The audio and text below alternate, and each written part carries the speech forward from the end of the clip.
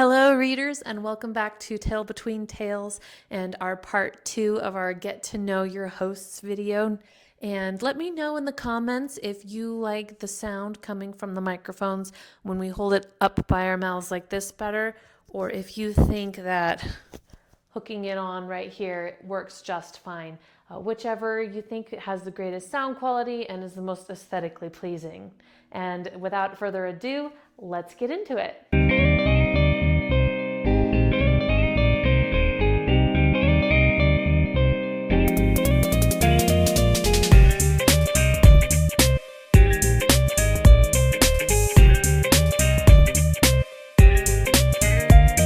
Hey, we have a stand for a cup now. All right, so my journey with reading, the earliest thing that I can really remember that I really got into, that's just sparked my love of reading, in elementary school, let's see if anybody remembers these books, were the Animorph books. So here's the first one in the series. And I'd say... Oh, I read those. Yeah, she read a couple of them. I was obsessed with these books. They were coming out when I was in elementary school, and I followed them all throughout middle school, and I stopped buying them around high school because they were still coming out. I think there's like 56 of these books, and I have probably 42 of them. And not only do I have all the 42 of them, but I've got like all the Megamorph books and even the Chronicles, the Choose Your Own Adventure book and the Andalite Chronicles. I've got pretty much every spin-off and extension of Animorphs that I need every spin-off and extension of Harry Potter that was ever written and ever came out. So this was really fun. This is probably closer to this is sci-fi really, because it's about aliens invading and this group of kids. They get this power, which is a technology. It's not magic. It's an Andalite technology where they can morph into other animals by touching them. They can acquire their DNA, and then they can change into that animal. And this group of kids are fighting this alien invasion, and I just absolutely adored this when I was younger. I do like sci-fi. Wait, Sci-fi. I like calling it sci-fi because you're sing to this a wolf. She's like, I love sci-fi. No. And then, of course, who didn't read Goosebumps when they were... Did I say that right? Goosebumps. Bumps. I love reading Goosebumps when I was a kid as well. Not as much as Animorphs, but I did read quite a few Goosebump books. Okay, to relate to her, I'm the library age so far in school, and sometimes I have Goosebumps books that I have to put away. I'm like, cool. It's not cool anymore because there's so many books written by the Stein guy. There's Fear Street, there's Goosebumps, there's this whole shelf. There's a lot of them. And I'm like, he wrote a lot of Goosebumps. And here's the thing, I have to divide them by series, and I have to divide them by alphabetical order, which sucks. I'm sorry, Miss Risting. I just had to say it. So, Trials of a Librarian's Aide. So, after I got out of my Animorph phase, I started branching out into probably, I would say, Redwall was the next series in middle school that I read that I really got into. This is just a lovely, cozy series about, and all the characters are animals, and it's about their wars and their trials, and every book has a little bit of a different... has a kind of a different theme and topic. There's a couple of them that run in a series and a couple of them that are standalones that you can kind of read without knowing too much about, the whole Redwall universe, really, or world, not really universe, world. So I have quite a few Redwall books by Brian Jacques. Joaquin? Nah. I think it's Jacques. I know, like, Joaquin has a J and a Q in it, and that is not Joaquin. This is Queus. Oh, that's not it. Hello, my name is Brian Jakes. When I go to America, people fondly call me Mr. Jacques or Jacques, or even people who think they can speak French say, hey, it's pronounced Jock. Down by the Mexican border, it sounds rather nice. It's Mr. Haquet. It's an old French name, Jakes, Jacqueus. And Brian, of course, is a Celtic name which means the strong one. That's good, isn't it? Now, always remember this. The name is Brian Jakes, and as we say, Jakes as in cakes, and oh, for goodness sakes. This one is a great recommendation for anybody who's looking for a quick, fun, cozy read. The other thing that I really read in middle school was Tamora Pierce. This is the first one in her Wild Magic quartet. She writes a lot of quartets, and the other one that I read a lot was the Alana quartet. It's where Alana is a female trying to become a knight. She basically switches places with her twin brother, and her brother goes off to the academy, and she goes off to train as a knight, and she's pretending to be a boy. And then Wild Magic follows, I think her name is Diane, yeah. So follows Diane and her journey to conquer her magic, get that under control, and really figure out who she is. And this one was, I just love Tamora Pierce. I have read probably almost all of Tamora Pierce's books when I was in middle school. I have no idea if she's come out with anything new over the next several years since I stopped reading her books. But That would be a little bit hard to be a knight and a woman, because yeah, she had to hide her gender. I know, She had but to I mean, pretend it's being a kind of boy. hard because what will you say if you see this knight, and then he's like, "Hi guys," and his low gruff voice, and he has these breasts. Well, she had to bind her chest. They talk all about that. Maybe you should read it, Lily. You'd love it. Oh no. Yeah, so they talk all about that, and she goes through puberty while she's in there. no. There is no stone left unturned. But so that's great. I love Tamora Pierce's writing, and I love her stories and the worlds that she builds. She's got a couple different ones that are their own independent series.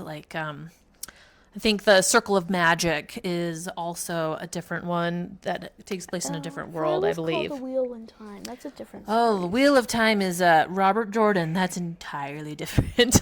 I have read the first 4 books of Wheel of Time, but that came much later. The Golden Compass was also a really big influence on my middle school years. For that, I was like, why didn't they make the other movie? I've read the whole series, and this was fantastic too. Also, starting in 8th grade and then moving into high school, I became really obsessed with vampires. So, Anne Rice, Interview with a Vampire, that was my big thing around 8th, 9th grade. I probably read the first 5 books before I kind of got bored of where the storyline was going. But the first 3 books, Interview with a Vampire, The Vampire Lestat, and Queen of the Damned, were just so influential on my early high school years, and absolutely loved it. And that's what actually led me to read Stephen King's Salem's Lot. I haven't read a lot of Stephen King, but I have read this one. Because it's about vampires. And it's kind of interesting because I didn't get into a lot of the teenage vampire books, like the Vampire Diaries and stuff. I was into Anne Rice and Stephen King. Getting into later high school, I really got into Dan Brown. I read a lot of Dan Brown books, which I enjoyed his adventures. Funny story, I found this on my bookshelf. I must have picked this up.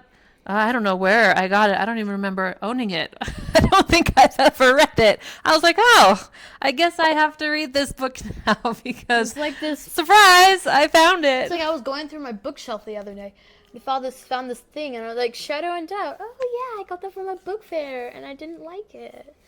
And so, of course, Harry Potter. So Lily stole my that. Harry Potter book, and so I had to go get my illustrated copy. So, Harry Potter, I was reading Harry Potter as it was coming out when I was a kid, all throughout middle school and high school. And boy, it was amazing. Just loved it. It was fantastic. All right. Lily had to put down her books. All right. So the next question is, what one thing would you ask another booktuber? Do you have an answer to this question? How many subscribers did you get? And how did you get them all? There you go. How did you get all of your many lovely subscribers? My question would probably be, How do you not forget what you're saying? I feel like in the videos that I've recorded so far, I know, like when I'm thinking about it in my head, I know exactly what I want to say. And then when I am recording, I forget absolutely everything. I'm like, oh yeah, what were my likes? I don't remember what I liked about this book. I don't remember what I was going to talk about. And I even write a script. Like I have a script, and I just can't. The information just falls out of my head. So maybe that's something that will get better with time. But I guess that would be my biggest question. I know a question you would ask, Mom. What? Can I get your autograph? Autograph? No. I see one interesting information about me. I am not obsessed with celebrities at all. I honestly could care less. I don't need anybody's autograph. I don't need pictures with anybody. I don't follow They're not celebrities. Gonna give you your autograph anymore. They're like, oh, she doesn't want one. We don't need to think about her. That's fine. That's fine. You can spend your time with your other fans. But Like this video. yes, but like our video. So next is, all right, so we have one last question here. What format of books do you read? So this is referring to ebook, physical book, and audiobook. Lily, what are your favorite types of books to read? Tell me about how do you consume your books? It all started. So I usually I'm a fast reader, so I just sometimes zoom through it. Like that time I read that Thea Stilson book, and I'm like, I'm done. You're not done. Yeah, I was shocked. Thea Stilson is great for really young readers. Like if you've got any first graders, second graders, Thea Stilson's great. Yeah. Or Geronimo Stilson for Say boys. Geronimo, say Geronimo, say Geronimo, say can you? Okay. If they can even hear what you were singing. You were singing so quietly. All right, so my books that I like reading, I prefer to read with my Kindle. Gasp! The controversy, I can see it now. So my defense for this is, if you've ever tried to read a book like this while nursing a baby, you'll know why I like to read my Kindle.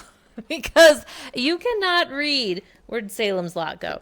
You cannot read a giant, thick book while, you're like this and you're nursing and you're like, turn pages, I've only got one hand. Or no hands, maybe. And then it falls on their head and you start poking them with it and it's just not fun. Right now I've got a 3-month-old, so we're doing a lot of Kindle reading right now. I love paper, so that's why I'm reading paper copies. I do love myself an original paper copy. Yeah. But I don't like smells good. Sounds good too. I love smelling them. I'll embrace my weirdness. All right, so we hope you enjoyed this video, and like and subscribe, and we've got some more great content coming out. I've got top 5 recommendations for book club books. I've got Children of Ruin coming out. I'm sure Lily's got all sorts of great ideas cooking up in her head right now for content that she's going to get posted up on the channel. Me making ideas. That's how she formulates her ideas.